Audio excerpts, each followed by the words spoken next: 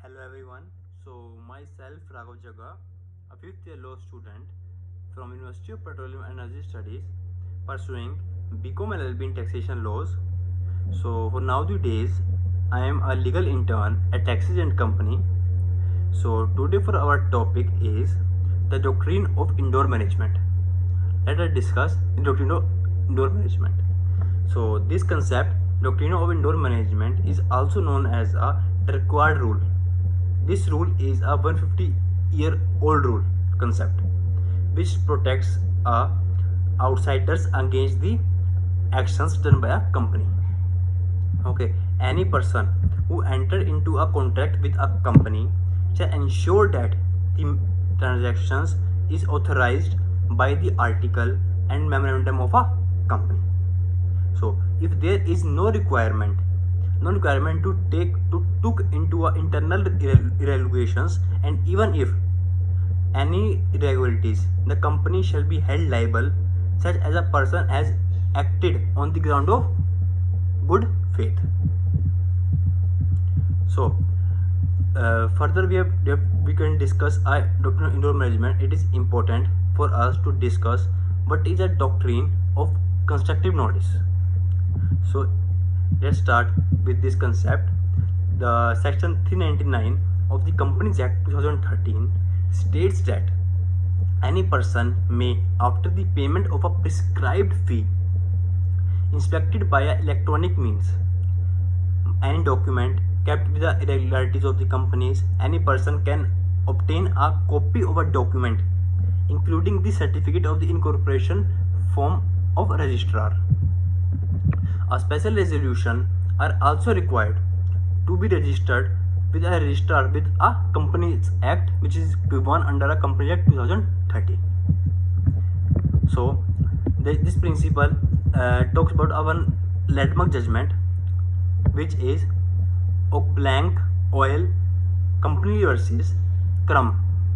So in this case, if a person enter into a contract with a company which is inconsistent with a company memorandum and article, he shall not require any right against the company and shall bear consequently himself. So let us start with the doctrine of management. So let us discuss what is the origin and how this indoor management origin. So this doctrine originated from a landmark case, which is a Royal British Bank versus Turkyard. Okay, so in this case, the article of company provided for a borrowing of money on a bonds, which required a resolution to pass in a general meeting. So in this case, a director did acquire the loan which fails to pass a resolution. So the repayment was loan is defaulted and the company was held liable and not able to give a loan on a time. So in this case, the shareholder refused to accept the claim in the absence of a resolution. Held that the company, so in this case, the company held that shall be liable since a person dealing the company intended to assume that the internal managements. So in this case, a company is liable for this. So there is some exemptions related to indoor management, which is very important. So let us discuss. So there are so many lists given below. We will discuss line by line, step by step. So first and the important exception, which is a knowledge of irregularities. So in this rule does not apply to circumstances where the person affected his actual and constructive notice of irregularities. Okay, and so second one is a suspicious of irregularities.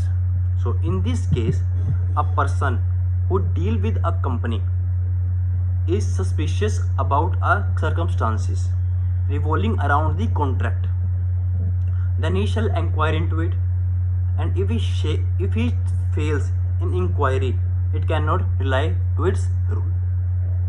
Okay, So let us discuss last and the most important exception of doctrine of indoor management, which is a forgery.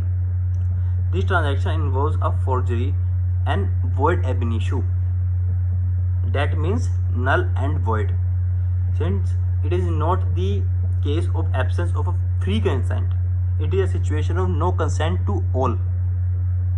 Okay, so thank you so much guys for watching my video. I thought you have understand the concept. If you have any doubt related to any concept or anything, please feel free to give a comment on a comment box. So thank you so much. Goodbye.